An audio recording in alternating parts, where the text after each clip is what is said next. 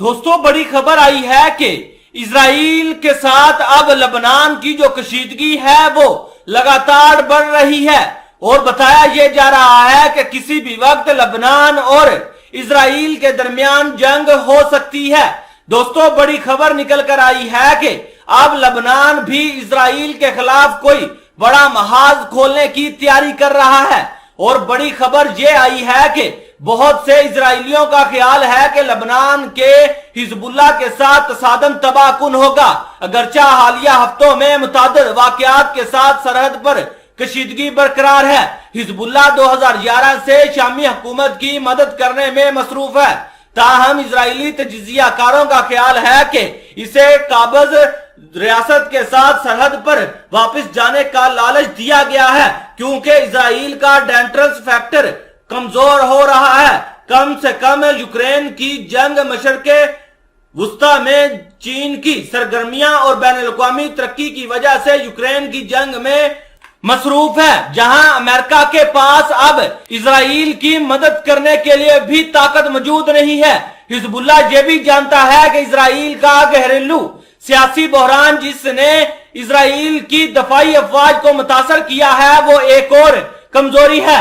اب اسرائیل کو بیک وقت مختلف محاذوں پر چیلنج کرنا ممکن ہے، اور ملیشیا کی طرف سے اسرائیلی گیس پائلٹ فارمز کو نشانہ بنانے کی دھمکیوں کو نظر انداز نہیں کیا جا سکتا۔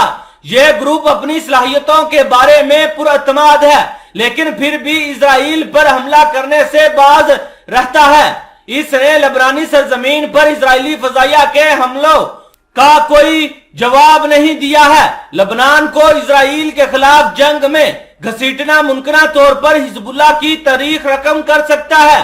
اسرائیل اب بھی پریشان ہے، اگرچہ جب تک حزب اللہ قابض ریاست کی ملکی صورتحال پر بات کر رہی ہے، اس میں کوئی شک نہیں کہ دونوں لبنان اسرائیل سرحد کو ایک کمزور نقطہ سمجھا جاتا ہے۔ ایرانی صدر ابراہیم رئیسی کا دورہ شام اور تہران اور ریاض کے درمیان تعلقات اسرائیل کی قومی سلامتی کے لیے نقصان دہ ہونے کی وجہ سے اسرائیل اور امریکہ کے درمیان کمزور پڑ گئے ہیں۔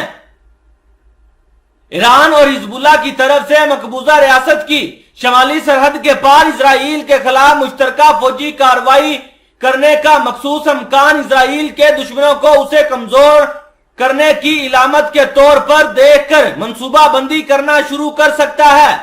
موجودہ انتہائی دائیں بازو کی اسرائیلی حکومت کو نقصان پہنچا ہے اور خود اسرائیلیوں کے لیے زیادہ خطرناک ہوتا جا رہا ہے۔ تشویش کی معقول وجہ ہے۔ اسی تناظر میں اسرائیلی سیکورٹی حکام نے لبنانی سرحد پر فوج کی جارحانہ کارروائی کا انکشاف ایک ایسے وقت میں کیا ہے جب اس علاقے میں کئی ہفتوں سے بڑھتی ہوئی کشیدگی دیکھی جا رہی ہے۔ سرحدی باڑ کو 3 مختلف جگہوں پر کاٹا گیا تھا، جس کا مقصد دراندازی کے ممکنہ مقامات کی نشاندہی کرنا تھا اور حزب اللہ کو پیغام دینا تھا کہ اگر اس نے گولی چلائی تو اسے نقصان پہنچا دیا جائے گا۔